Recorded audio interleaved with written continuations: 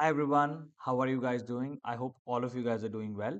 So today I'm going to go ahead and discuss how to analyze study previous year questions PYQs for UPSC prelims. Now this is very important because last time also in the last video also I had discussed with you all what are the ways in which you can improve your prelims preparation, especially now when you have only a few months left in the preparation for 2023 prelims. And even if you're preparing for 2024 prelims next year, then how you can prepare that I discussed in my last video. Now today what I want to do is I want to go ahead and tell you that how you can study previous year questions, especially if you're writing the paper in 2023. What is the importance of doing the 2022 and 2021 previous year questions, both the GS papers of the last 2 years? Those are the most important previous year questions because a lot of trends, a lot of questions, a lot of topics can be repeated, or you will see a kind of a similar flow of questions that are coming from 2021 to 2023, 2022, and then 2023. That's why previous year questions are very important. And also from previous year questions, you get a list of topics which you should study more in detail in order to prepare properly. All right. So I'm going to go ahead and discuss those today. I'm going to discuss this PDF that I have of various questions of 2022 and 2021 questions that I already have solved with me. And in this particular PDF, you will see that a very unique way to solve previous questions has been adopted in this particular PDF file, in this particular set of book. And that unique steps are basically how to eliminate, how to use common sense, how to use the knowledge that you have built, and how to kind of smartly be able to figure out how you can answer that question sometimes when even if you don't know how to answer that question. All right, so that we are going to discuss in this particular PDF that will be covered today. A lot of hard work has gone into making this PDF, all right, and it will be soon available to you guys. So but before that, I would like to go ahead and discuss these questions, how I analyze, how I study from this book, these questions, so you guys can also study the same. All right, so let's go ahead into the content. But before that, I would like to tell you today's video will be divided into three parts. Number one, I will discuss the previous year questions of 21, 22 with you from various sections like polity and geography so that you get an idea how I used to solve them. Secondly, I will tell you how exactly you can do it, how you can exactly go ahead and analyze questions and use these techniques in order to improve your understanding of the UPSC paper, prelims paper specifically. This is for prelims, and how in the third part I'm going to talk about this is also very important for people who are appearing 2025 or 2024 next year because you want to start analyzing and studying the previous year questions from now onwards. You don't want to wait till the last moment. All right, you don't want to wait when there will be only 2 months I will practice for the questions, because that is not how it works. In fact, one of the first things you should always do when you're preparing for UPSC is first go ahead and analyze the previous year questions. So that's why I am making this video. But definitely for students appearing this year, aspirants appearing 2023, this is going to be a very helpful class because you will get an idea, and you still have 2 months. You can easily go ahead and revise through these last 2 year papers. And last 2 year papers are more important because obviously you don't have so much time that you will do this also and mock tests also, right? And you will do last 10 years also. So I would say focus on the last 2 years. That will be good enough for you. All right, so let's go ahead and dive into this. First of all, I'm going to so this is the previous year papers. All right, now this is just preparation books that list has been provided here. You can refer to that also, but it is not needed obviously. And here's the table of content. In table of content you can see all the subjects which are important for UPSC and are the main subjects of UPSC have been divided into different pages. All right, and then from there you can directly subject wise you can go, because it is important to study for prelims subject wise rather than year wise. All right, so that's why subject wise you can go. So first of all, let's go ahead and jump into, let's पीछे से चलते हैं, शुरू करते हैं. Let's go ahead and jump into the geography one, because geography questions are also very important. All right, so 120 page 8, and this is geography part. All right, So here we will see some of the geography questions. All right. So now here you will see that obviously division has been made according to various branches of geography that are covered in NCERTs.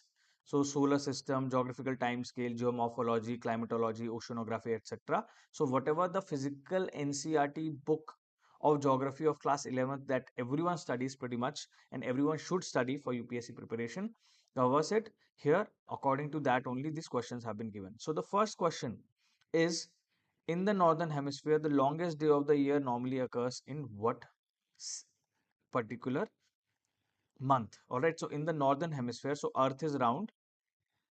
These are the poles, and obviously you have the equator, and this is the northern hemisphere. This is the southern hemisphere, right? So in the northern hemisphere, now we are talking about the northern hemisphere. The longest day of the year normally occurs in first half of the month of June, second half of the month of June, first half of July, or second half of July. Now the first half of June will be what? 1st to 15 June, and the second will be 15 to 30th June. All right. So basically the question is, when does the longest day occur? Now this is a very basic question. This is given in the NCERT book. I think all of you should be able to answer it. That summer solstice is there, winter solstice is there, and on that basis only these days, length of these days is divided. So if you go ahead and look into the solutions, I want you to try it yourself. If you are not able to get it, then you can look at the explanation. Now here this explanation is divided into four parts: knowledge, common sense, elimination, and smartness. Now, in this question, which is the longest day, elimination is not going to work because there is no way to eliminate. All right, because the options are also such that you cannot eliminate. This smartness is basically this source is from NCERT. It's a very basic question, so there is nothing really smart. There is nothing, no trick you can use. All right, there is no trick you can use. So trick का कुछ काम नहीं होगा, smartness का कुछ काम नहीं होगा, यहाँ पे आपको पता ही होना चाहिए. You should just know it. Common sense is basically here, it's a basic understanding when is the summer solstice and when is the winter solstice. Okay, and autumn and the vernal equinoxes. So the summer solstice is June 20 to 22nd. June 21st is considered to be the longest day. Okay, so that falls in the second half. So that's why B is the right answer. All right. So here the explanation is given, which is the knowledge, which is the knowledge part. You need to know this knowledge part in order to answer this question. And this you obviously will read from NCERT. Now, why this is important to read PYQs? Now, here the focus should not be just to learn about the previous year question, the knowledge part of it, common sense part of it. All these are important. But the most important thing is also to understand where is the question coming from, what part of the syllabus the question is coming from. It is coming from the basic knowledge of seasons in India, sorry, seasons in the world, how the earth rotates, revolves around the sun, and what impact it has on the climate, right, seasons, etc. So that you need to study. So go ahead and revise this quickly so that you know that maybe this year some similar question of a different kind can repeat. So that way you should definitely know the question. All right, all this topic. So this topic understanding kahan se aa raha hai, what topics is coming from is also very important, and understanding how you can use this formula of elimination, knowledge, smartness, um, etc., common sense, etc., you can basically solve this, because beyond this there is not much to solving the prelims paper, to be honest. All right, so let's look at the second question. Now second question again is more of a kind of a factual question, but I always learn these kind of things using maps. What I want to tell you is I always learn these kind of things using maps. All right, so just let me delete this. So this kind of question, the second question, is basically about the wetland or lake location. Where is this particular lake or wetland located in India? All right, and then they're asking you this pair one. This pair one is harder, obviously, because you have to know pretty much all the options in order to get this pairs correct. But anyways, we will try to answer this. All right. So how to answer this? First of all, the way you learn about these things, what you do is, this question can be converted into a very easy question. How? When you are preparing for UPSC, print out a few maps of India, Okay, I'm going to make a very rough map of India. Sorry, please excuse my drawing skills, but a representative map. Always have a map of India when you're studying geography or even history, and there you can mark. So you can mark these are all wetlands of India. Then make a separate map for lakes of India. Important lakes. Obviously, you can't have all the lakes, but important, which are especially given in the books, which are of UNESCO importance, UN importance, which are biggest salt lakes, biggest freshwater lakes, or any other wetlands that are important from an ecological point of view, which are situated in important national parks. So all these you should definitely mark out. So let's say Hokera wetland is in Punjab. Okay, so you should mark it. This wetland is in Punjab. This wetland is in Himachal Pradesh. This wetland is in Tripura. This wetland or lake is in Kerala or Tamil Nadu, wherever, right? And usme साथ में obviously have the states also. So basically, the whole point of learning this is the UPSC can also ask questions where they can ask which state is what located in wetland, lake, national park, river, all these things. So you should have a map, political map of India, where you mark down the important things like wetlands, lakes, national parks, wildlife sanctuaries, important ones, rivers, important rivers, important things like that. You should mark on the maps, and that way you will be able to remember it easily. You can just divide it into zones: east zone, west zone, central zone, and then try to remember it. So that way it will be, when you're looking at the map, it becomes much easier to learn. So that is how I would learn, and that is how you should also learn through maps. So basically the answer here, now let us go ahead and look at the answer. Now see, here also it is a technical question, so the entire knowledge has been given here. You can quickly take a look at it. Elimination, sorry, here elimination, here it's hard to do, but some technique has been told in order for you to eliminate. All right. Now let's look at the next question.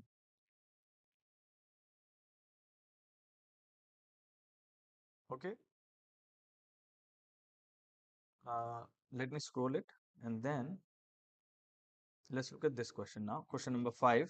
Now, question number 5 is,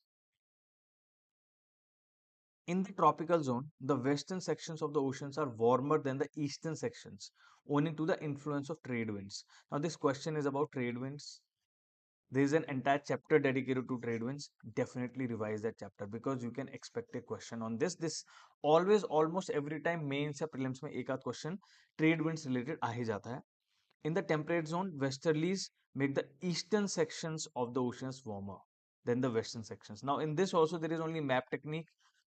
You know westerlies कहाँ से कहाँ flow करती हैं, easterlies कहाँ से कहाँ flow करती हैं, and if you know that much, you can easily answer this question. All right, so let's look at the solution here. The solution here is, see, now here the entire part, knowledge part is given so that you can revise it, and the common sense, how to basically read the question, how to understand the question, how to easily dissect the question is also given here. So that way you can go ahead and solve this particular question. All right, so now I will go to the polity part so that we can go ahead and understand polity. Here I come to the polity part, and here I would like to also understand. See here now, these two questions I was looking at, this is a factual question. Pretty much this question is repeating 2-3 times. Last year also it came, last to last year also it came in a different way. They were asking about these democratic republic, sovereign, socialist, secular, democratic republic, these constitutional status of India. They have asked a few times. So you should know this very well. It is given in the Lakshmikant book. It is also given in the NCRT book. Any basic student of UPSC should be able to answer that. Right. Now, what I want you to take away from this particular presentation today is PYQs को कैसे analyze करना है. So I told you what things. I told you number one, topic wise. Use maps. Use tricks that are given in order to be able to learn those tricks. You can practice those tricks. And this is the most important part, that if you are able to figure out topics and how questions are asked, how questions are framed by UPSC. Framed matlab how they are designed or organized by UPSC is very important for you to understand. Because if you understand that, then it becomes easier for you to study books, study topics in such a way that you can easily answer those questions. All right. So here, this question on state is asked, that how is state defined? Now, this is a political science question. A lot of people who have not studied political science might find it hard to answer. But what I would say to you is try to use your common sense here. That is also given in the solution, that what is a state? At the end of the day, how we define a state? A state, you might have read in Lakshmikant or anything, is a sovereign entity. Sovereign entity, something that is independent, that can make its own decisions. Sovereign means that is independent, makes its own decisions, and it obviously has a geographical structure. So when you read these proper, it's basically nothing but a nation. Nation state बोलते हैं ना, news में पढ़ा होगा, nation state, country. So that is where this comes from. So basically how a country, what a nation is, if officially उसको define करना होगा तो कैसे define करेंगे? तो common sense यहाँ पे try करो use करना. जैसे first option is a community of persons permanently occupying a definite territory independent of external control and possessing an organized government. Then the second is a politically organized people. यहाँ पे community है word use, यहाँ political organized used है. Of a definite territory. See, definite territory यहाँ भी है तो common हो गया. थोड़ा सा ये डिफरेंस है कम्युनिटी और पॉलिटिकल ऑर्गेनाइजेशन में. And possessing an authority to govern them, maintaining law and order and protect their natural rights and safeguard their means of sustenance. अब ये हर वर्ड का मीनिंग है, हर वर्ड इंपॉर्टेंट है इसमें. एवरी सेंटेंस और every word is important. So here the sentence is safeguard there means of sustenance, meaning it is the duty of the authority to ensure that people are able to sustain, people are able to find food to eat or live with dignity. That is not going to be possible, right? Because doesn't it's not compulsory that in a country this has to be there. There can be a country which is independent, but this is not necessary. So that way you can start eliminating. A is the right answer, but this elimination process, common sense you have to use. Now in these kind of questions, if you don't know the answer, I suggest you don't spend too much time on it. दूसरे questions पे move कर जाओ जहाँ पे easily आप answer कर सकते हो. Like these kind of questions, you can easily answer this question. You can easily answer these kind of question. Constitutional government means what? Or you can easily answer questions that are coming from polity. Like citizenship के बारे में questions है, right to privacy के current affairs से कुछ question आ जाता है. Amendment, this question has come from amendment, which is given again in Lakshmikant. So in polity, always try to move to questions which you have read and you can quickly answer correctly, because otherwise you will end up wasting a lot of time in questions like this. Yes, you can solve this question, but it will require deeper thinking if you don't know about it. But if you know about it, you can just go ahead and obviously will get this right. But if you don't know about it, then you will have to think deeply. Thinking deeply can answer this, you can answer this question, but उसमें थोड़ा सा time लगता है. All right, so like this, various solutions are given at the end of the chapters of the where you can divide them on the basis of all these four different factors. So this particular ebook will be provided soon. It is not fully done yet. So when it is provided, you can access it if you want to. Otherwise, you can also download UPSC papers and that's good enough. But here the solutions are given in a very nice way. So you can go ahead and study that way. All right. So anyways, this is today what we had to discuss.